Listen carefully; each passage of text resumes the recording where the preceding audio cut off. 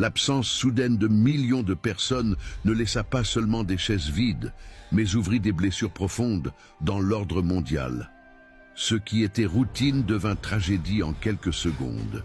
Les caméras de télévision diffusaient en direct les images de l'effondrement global. Des reporters, la voix tremblante, tentaient de décrire l'inexplicable. Des milliers couraient dans les rues, appelant des proches qui avaient simplement disparu. La terreur inscrite sur les visages montrait clairement qu'il s'agissait de quelque chose de surnaturel. Personne n'avait de réponse, et les théories se multipliaient sans fin. Pendant ce temps, les dirigeants du monde étaient convoqués en urgence. Les parlements, les assemblées et les palais gouvernementaux se remplissaient de voix nerveuses. Certains accusaient les extraterrestres, d'autres parlaient de défaillance technologique, et il y en avait même qui niaient la réalité sous leurs yeux. Mais, au milieu du chaos, certains se rappelèrent les anciennes paroles de la Bible. L'un sera pris et l'autre laissé.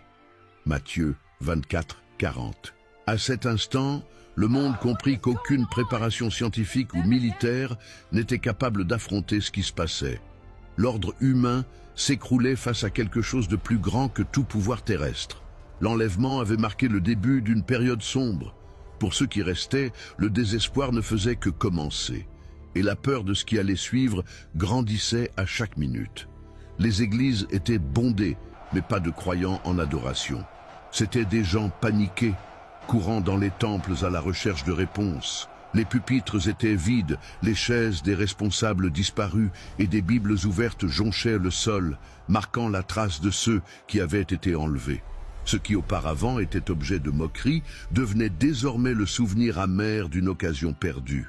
Des mères pleuraient désespérément leurs enfants disparus du berceau.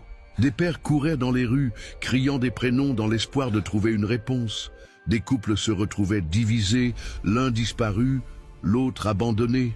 L'enlèvement avait séparé des familles entières en quelques secondes, laissant des cœurs brisés et une douleur impossible à consoler.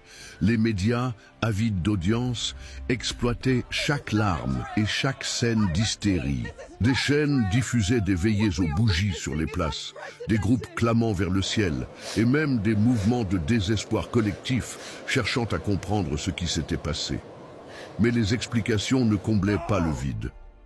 Le sentiment dominant était clair, ils avaient été laissés derrière. Parmi ceux qui pleuraient, il y avait aussi ceux qui se souvenaient des prédications qu'ils avaient méprisées. Les paroles entendues pendant des années résonnaient comme un marteau dans leur conscience. Car vous savez bien vous-même que le jour du Seigneur viendra comme un voleur dans la nuit. 1 Thessaloniciens 5, 2. Maintenant, il n'y avait plus d'excuses. Pour beaucoup, il était trop tard. Pour d'autres, il ne restait qu'à affronter les jours les plus sombres de l'humanité. Au milieu du chaos, une figure commença à se distinguer parmi les dirigeants du monde. Charismatique, éloquent et porteur de promesses de paix, il se présentait comme la réponse que tous recherchaient.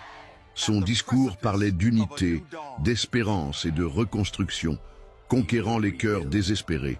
Pour beaucoup, il paraissait être le sauveur de l'humanité.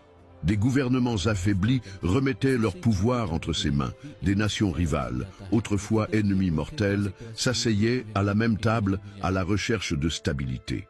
La peur collective ouvrait la voie à un nouvel ordre mondial où les promesses de sécurité remplaçaient les libertés individuelles.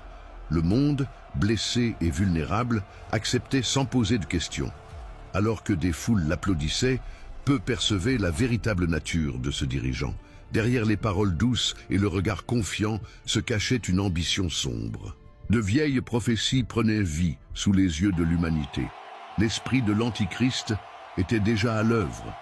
Mais à présent, il apparaissait en chair et en os. Ainsi, un empire mondial commençait à se former, centralisant l'économie, la politique et la religion sous un seul commandement.